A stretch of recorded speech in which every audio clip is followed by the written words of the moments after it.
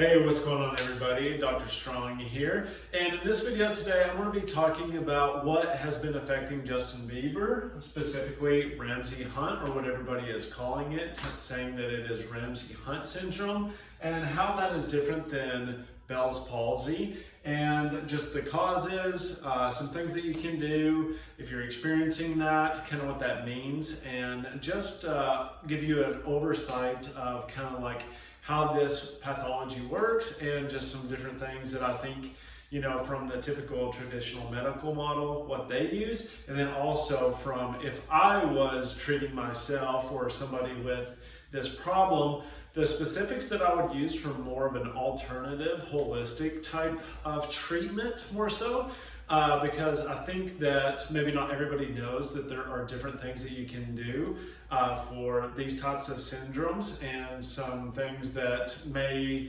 enlighten you, whether it's like you have a similar nerve issue such as like peripheral neuropathy or, you know, numbness and tingling, whatever it may be. There are definitely some alternative methods. So let's dive into this real fast. So with this Ramsay-Hunt syndrome, it primarily affects cranial nerve 7, which is your facial nerve. And what that allows you to do, it's specifically for the motor distributions, and it allows you to raise your eyebrows, close your eyes, smile, puff out your cheeks, purse your lips, you know, curl your nose, whatever it may be. So that's why he's having trouble with like blinking. That's why he's having trouble smiling, or you see the paralysis on one side of the face, because you have the distribution of the left side of the cranial nerve 7 and the right side, so they're different. So that's why it's just affecting one side. And with this, that is pretty similar to Bell's palsy. A lot of the time what we see is like people can't smile, or they have the inability to move because of there's 5 distributions, so your cranial nerve 7 kind of fans out like this. And if it's at the nerve root, then it's definitely going to affect all motor function of the face. So if you have the nerve root here, and then you have these little distribution areas here, then if it's only affecting one of these nerve distributions, then maybe he won't be able to smile. If it's affecting maybe one of the higher ones, he wouldn't be able to close his eye. So there are different pathways, and you can kind of say, well, this must be affecting the nerve root if he has lost full function of the whole left side of his face. So with that being said, a lot of times this is occurring due to what's called Maricela Zoster, and it's just a virus. You know, it's similar to like the chickenpox virus, we all get it, or shingles. And sometimes, you know, you'll see people with shingles that have like these big rashes that affect the dermatomes throughout their body. For Justin, it's affecting just this primary distribution of cranial nerve 7. Now, if you kind of look up like the traditional causes of this, it's just high amounts of stress that typically cause people to experience Ramsay-Hunt. Now, this also comes with a rash. And so the biggest difference between Ramsay-Hunt syndrome and Bell's palsy is that Bell's palsy does not so without a rash. And that's kind of the biggest distribution. Now, I don't really think that there is much difference just from what I've seen. I've seen a few cases of Bell's palsy. I've seen a few cases of Ramsay-Hunt. And for me, I think that they're pretty similar.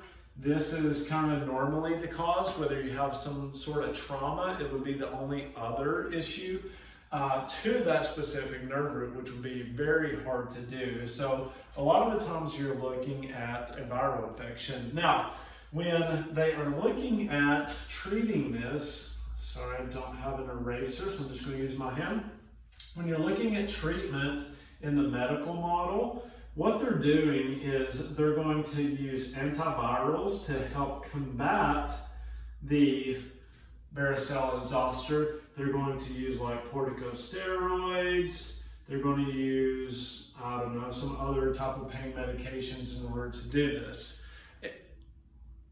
And with that being said, I think that these are good in the short term, and you know, I am not a medical doctor, and this is not medical advice, but you know, do you need to kind of get that calmed down first? Of course. But what other treatments can you use? And so I'm just going to wipe this away. So that's our medical model treatments. Now, in kind of like your alternative medicine, or like kind of like your more holistic medicine, there are definitely some things that you could do. The severity of this really depends on the amount of damage done to cranial nerve 7. So if the virus happened to cause a lot of inflammation and a lot of scarring to that cranial nerve, then the likelihood of recovery might be very slim. If anything, you might get a little bit of restoration over time. But with these medicines, they may stop the virus, and then they may reduce the inflammation, but they might not help heal that actual nerve root. So they might not actually help heal cranial nerve 7. And so my background is a lot in functional neurology, and then I completed the diplomate test as a chiropractic neurologist as well. So in my perspective, a lot of things that we know that nerves need we know they need oxygen, so we know they need stimulation, and we know that they need glucose. So a lot of the times, even like, let's say in other issues, if you're having problems with like numbness and tingling, if you're having like nerve pain, sharp pain, anything like that, that can look like also your diabetic neuropathies, that can look like your peripheral neuropathies, that can look like if you're having optic neuritis due to diabetes or other issues, then a lot of the times it's missing one of these. And so a lot of the times the oxygen issue is due to blood flow being an issue, and then also glucose delivery, blood flow, so blood flow can be impeded, and then stimulation is actually activating that nerve through electrical stimulation or some other source. If, let's say, for example, if I want to stimulate my cerebellum, then I can do complex movements or whatever it may be to get stimulation, but we have to activate those nerves so that they work. And a lot of the times when you're looking at peripheral neuropathies or chronic damage over time done to these, then it would be just the same, the treatment would be similar to what we see in like the facial nerve. And so what we could do is we could do some oxygen therapy, so we could really boost up, get some oxygen, saturate the blood, hopefully to get more oxygen delivery to the nerve so that it can heal faster. And then also we want glucose to it, so doing like vitamins, supplements, whatever it may be, in order to ensure that he is getting glucose to that nerve so that it can repair. And a lot of the times what you're looking at too is you can do like anti-inflammatories, you can do nitric oxide supplements to help to get to the nerve so that it will calm down the inflammation and help it regrow. Now the cool thing is that it's 2022, even though my video camera doesn't look like it. So cranial nerve 7, another thing that we could do is we could also do light therapy or infrared and red light therapy. And this has been shown to help a lot with the healing process. Now, if you've taken any type of organic chemistry or if you've just heard of organic chemistry, I'm going to give you a very quick lesson. If you want to speed up a reaction, if you want something to go faster, then what do? You put light into it, and that it's a catalyst for those reactions so that it'll speed up everything. And something that we use here that I have seen is cold laser therapy, red light, infrared light therapy to help these heal faster. And we see that this really, and there are peer-reviewed studies about infrared and red light therapy and just how much it can improve the healing process and expedite the healing process. A lot of the times what you see in peripheral neuropathies it causes angiogenesis. Now, if you look up this word, I know that's a big word, it's called blood vessel regrowth or the stimulation of new blood vessels. And what is one of the things that we said that the nerves need in order to heal? Well, we know that they need blood flow because this is going to improve oxygen delivery along with glucose. So you can see here how it's really cool, and like I said, it's 2022. What we can do is we can use light and infrared therapy to grow new blood cells or increase the healing time through the mitochondria in that.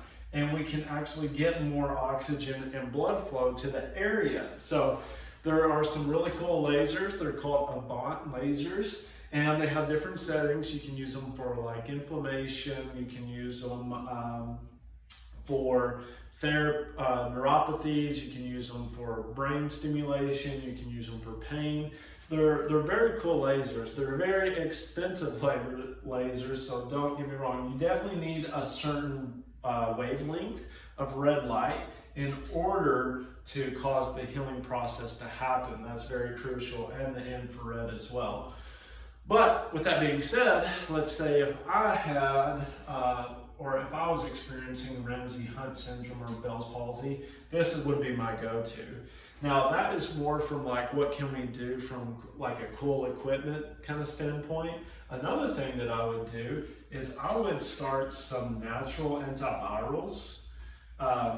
So I would actually do things like monolaurin or something like that has really good research in order to kind of knock this down. Plus I would do, so monolaurin is a very good one. It's a very new like antiviral that is extremely good.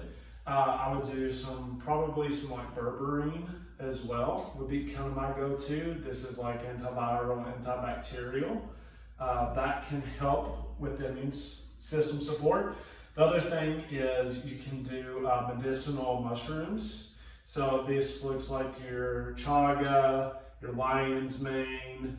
I know this looks terrible. Whatever it may be, you can use those in order to help boost the immune system. There's a lot of research behind about how these medicinal mushrooms work, and just they're increasing in like T helper cells and the immune system function overall, and vitamin D. So, you know, the medical model is great. You know, I don't think you would want to do like surgery or anything like that, but I think in the short term, can you kind of calm down the inflammation and hopefully knock down that viral load for sure.